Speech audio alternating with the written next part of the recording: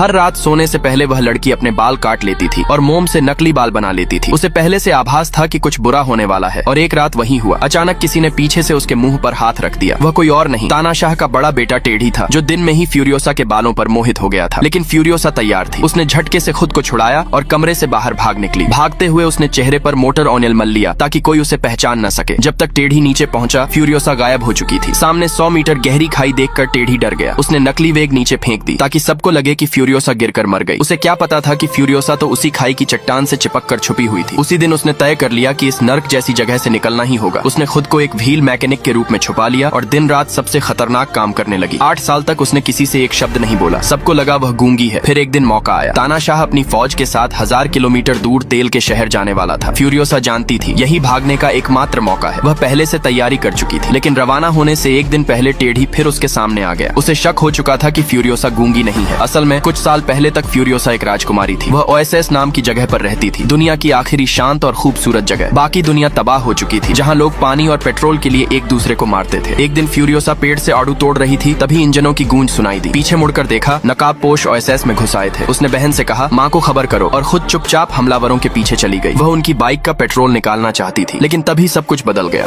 कुछ high school के बच्चे हद से ज्यादा मस्ती कर रहे थे। जैसे ही एक बच्चे ने स्लाइड पर पैर रखा, बाकी सब भी जोश में आकर वहीं कूद पड़े। स्लाइड करना मजेदार लग रहा था, लेकिन इसी दौरान एक बचाव कर्मी बीच रास्ते में फंस गया। बच्चों ने उसे भी धक्का देकर स्लाइड में भेज दिया। अब बच्चे एक एक करके स्लाइड में कूदते चले गए। उन्हें अंदाजा नहीं था कि नीचे स्लाइड के अंत में पानी का गद्दा लगाया ही नहीं गया था। कुछ ही पलों में 10 से ज्यादा बच्चे स्लाइड में अटक गए। ज्यादा वजन पड़ते ही स्लाइड तेज आवाज के साथ टूट गई। बाहर खड़े लोग यह देखकर चीखने लगे। पार्क के कर्मचारियों ने तुरंत इमरजेंसी कॉल किया। बचाव दल पहुंचा तो देखा कि कुछ लोग अभी भी टूटी स्लाइड पर लटके हुए हैं, जबकि नीचे 3 लोग गिर चुके थे और उनकी जान जा चुकी थी। फायरमैन ने सीढ़ी लगाकर बचाव शुरू किया। एक बच्चा डर से हिल भी नहीं पा रहा था। फायरमैन ने उसे हिम्मत दी और वह किसी तरह सीढ़ी पर चढ़ गया। थोड़ी ही देर में ज्यादातर बच्चों को सुरक्षित बाहर निकाल लिया गया। अब सिर्फ 2 लोग बचे थे। एक लड़के की पीठ में चोट लगी थी। तभी स्लाइड का सहारा फिर हिल गया। जैसे ही एक लड़की बाहर आने लगी, स्लाइड का एंगल खिसक गया और वह नीचे गिरने लगी। किस्मत से उसने पास के पाइप को पकड़ लिया। कैप्टन ने सीढ़ी घुमाने को कहा, लेकिन ज्यादा वजन के कारण वह हिल नहीं पाई। हालात बिगड़ते देख एक प्रशिक्षु फायर फाइटर ने बिना सहारे ऊपर चढ़ने का फैसला किया। उसने जोखिम लिया, छलांग लगाई और लड़की का हाथ पकड़कर उसे सुरक्षित ऊपर खींच लिया। वहाँ मौजूद लोग तालियां बजाने लगे।